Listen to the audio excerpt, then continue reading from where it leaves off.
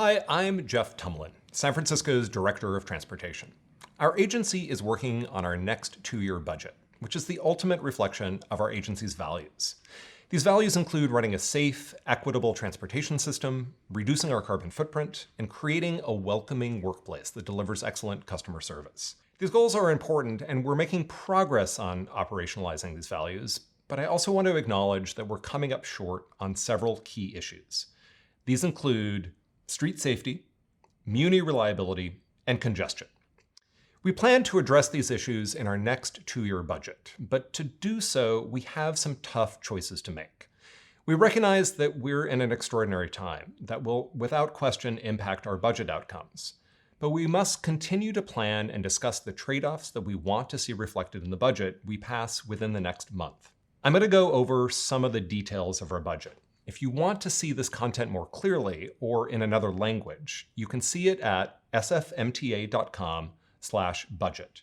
Before we can move toward the transformative system we want, we need to get back to basics. I ride transit and my bike every day in San Francisco, and I see these issues on the street daily. I especially experience the most common frustration that Muni is unreliable. While Muni service covers the city and is scheduled to run frequently, it doesn't always show up when we expect. Now that I've been on the job almost 100 days, I'm seeing the roots of these problems. It includes the fact that we have 1,000 job vacancies, which means less transit service on the street to meet current demands. Traffic fatalities are not decreasing fast enough and affect our most vulnerable populations the most. Auto speeds have declined 20% over the last decade, and while our investments in transit have helped some lines, our buses and trains have slowed by about 6%. I believe because of all these things, we are seeing a decline in our most efficient modes and an increase in driving. All of this means that fewer people can move through our streets, and greenhouse gas emissions continue to grow. We also have challenges with our budget. Our costs, like yours, rise with the cost of living, but our revenues have not kept pace. Our costs reflect the need to pay our workforce a living wage, which is particularly challenging given the housing shortage. As a result, as our budget grows, so does our structural deficit. In the next fiscal year, we are projected to have an operating gap of $66 million. We will need to close that gap in order to have a balanced budget. A lot of our revenue comes from transit fares and parking and traffic fees and fines.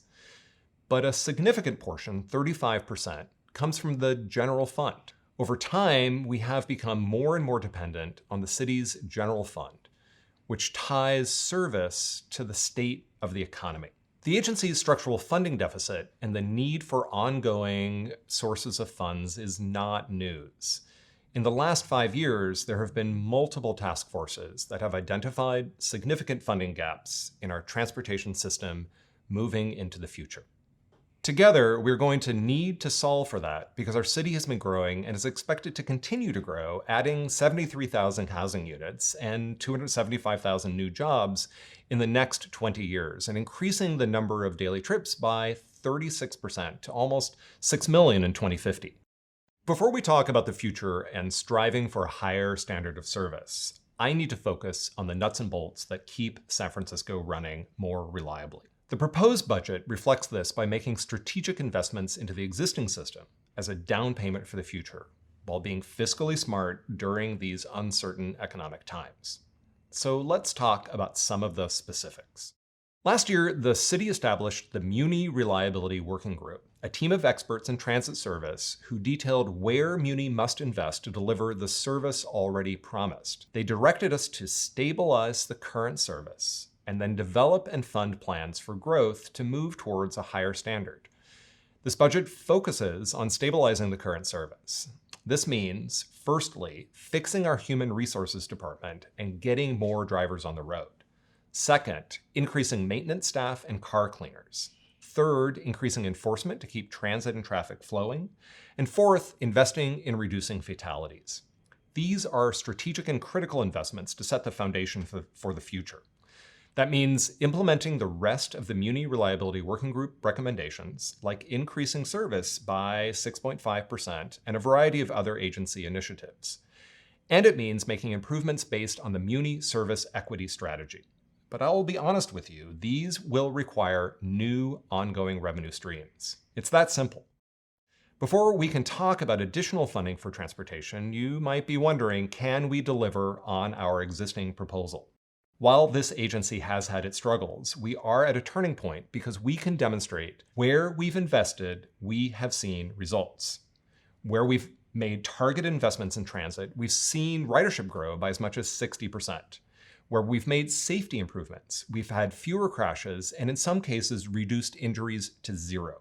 Our plan is to continue delivering the kind of projects that have shown results that are reflected in our capital plan.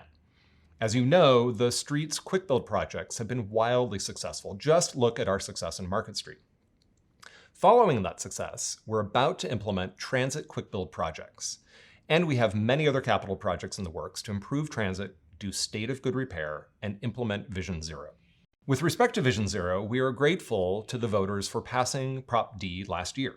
We're using this new tax on ride-hail like Uber and Lyft to fund Vision Zero quick build projects and signal hardware upgrades like new and more visible traffic lights. In this current budget, we're proposing one-time funds for Vision Zero education, which is important in order to capitalize on our Vision Zero construction projects. But to make a meaningful long-term change, we'll need sustained revenue for non-capital Vision Zero work. Now let's talk about fares, because we know this is so important to so many of you. We have a current policy called indexing, where fares go up in small amounts indexed to inflation and to the cost of living every year in order to avoid huge sporadic increases. As a regular part of the budgeting process, we would have simply indexed all of our fares up at the same percentage. But based on community feedback, particularly around the goal of equity, we've developed a number of new fare scenarios that require some trade-offs. All of these fare scenarios need to be what we call revenue neutral. In other words, they cannot increase the budget gap I talked about earlier or force us to make transit service cuts. So that's where the trade-offs come in. I know this slide is complicated, so let me walk you through it. The gray box are today's fares. The blue box is what would happen under our existing indexing policy, where all fares increase by a certain percentage. The green and pink boxes show two different equity scenarios that would result in free muni for all youth and individuals struggling with homelessness, and also no increase in single ride full or reduced fare rides. We reviewed who uses which fare product, and we know, for example, that 50% of our full fare single riders are low income and 65% of them are minority. 37% of our single riders are low income and 66% of them are minority. But to fund these equity options requires trade-offs. In the green box, we're paying for equity through an increase in monthly passes at a rate higher than indexing, but which matches other urban transit agencies. In the pink box, we're paying for equity through eliminating most of the discount to Clipper users. People who use Clipper would pay almost the same fare as those paying in cash. Our customers' feedback about equity also included a call for free muni not just for youth, but for all transit riders. While the desire for that is understandable, it will actually make our system less equitable. This sounds counterintuitive, so let me unpack it. Transit fares constitute about 20% of our budget. If we do not collect fares at all, we will need to eliminate 20% of our service. With less service on our streets and more crowding, people that can afford it might switch to other modes like driving or taking Uber or Lyft. But individuals who rely on Muni and don't have access to alternatives will be stuck with transit that is much worse. Let's also talk about fines. Fine adjustments are guided by our safety values. Behavior that is unsafe should carry a higher penalty than mere nuisances. While most fines were generally indexed by our automatic indexing policy, certain safety-related violations were increased to the maximum amount allowed by state law. Parking in a bike lane is going up by 14%. Riding a scooter on a sidewalk is going up by 39%. In addition to adjusting fines, we're also responding to widespread requests for more and better enforcement by increasing the number of parking control officers. Parking control officers can help manage congestion and improve transit reliability by working at congested intersections and making sure cars aren't blocking the box and thereby blocking transit vehicles. Let's also talk about parking demand. Parking pricing is used to ensure parking availability and manage demand, not to maximize revenue. But any revenue collected from parking goes back into the transportation system specifically to fund transit. Our policies state that if there is high demand during a certain time period, we should raise prices to ensure 1 or 2 spaces are available when you want to go to your favorite restaurant or store. When demand is low, we lower parking meter prices. We've recently looked at our parking policies and realized that they were a little outdated when it comes to evening metering and Sunday metering. We know that the demand for parking in many commercial corridors is high in the evenings. That is why we're proposing extending the time that meters are enforced to ensure that evening visitors can still find a space where they need one. We won't be doing this citywide or immediately. We're going to partner with local merchants associations to determine where extended meter hours make the most sense and to see how it works.